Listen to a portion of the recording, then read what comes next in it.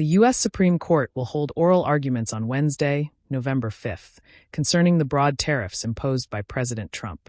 Starting in April 2025, the Trump administration began imposing large-scale tariffs on imported goods through presidential orders and related measures, basing their legality on the International Emergency Economic Powers Act (IEPA) of 1977. Subsequently, multiple companies and several state governments filed lawsuits, arguing that Trump's use of the IEPA to levy tariffs exceeded the authority granted to the president under that law. Lower courts previously ruled that these tariffs were an overreach of presidential power. The case has now been appealed to the Supreme Court, which is set to hear oral arguments this Wednesday. If the Supreme Court rules that tariffs were invalid, the following consequences might follow. First, there may be tariff refunds. The government might need to refund the tariffs collected. It's estimated that this year's tariffs could total tens of billions of dollars.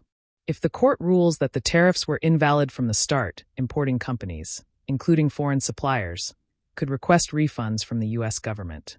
The refund process would likely be extremely complicated and time-consuming, requiring companies to prepare extensive trade and customs documentation.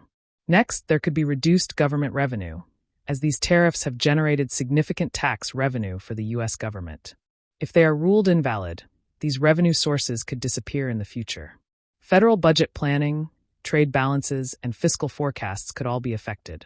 Third, it could impact on the balance of presidential versus congressional powers. If the court determines that the president cannot use the IEPA alone to impose such sweeping tariffs, it will limit the president's ability to bypass Congress through emergency powers. In other words, Congress's authority over taxation and trade policy could be strengthened, while the president's ability to unilaterally implement major tariff policies could be curtailed. Fourth, it could have effects on businesses, trade partners, and international relations. If trade partners view the tariffs as invalid, they may demand refunds, seek to renegotiate trade terms, or even take retaliatory measures. Businesses would face uncertainty regarding whether to adjust imports, pricing, and supply chain arrangements. Finally, there could be legal and institutional precedents.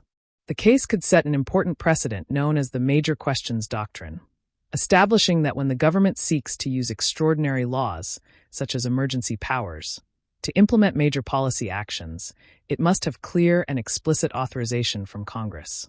Of course, even if the tariffs are struck down, Trump may still have alternative ways to respond, though they would be far more complicated. For now, relying on executive orders and the IEPA is the fastest, most direct, and most flexible approach with minimal procedural constraints.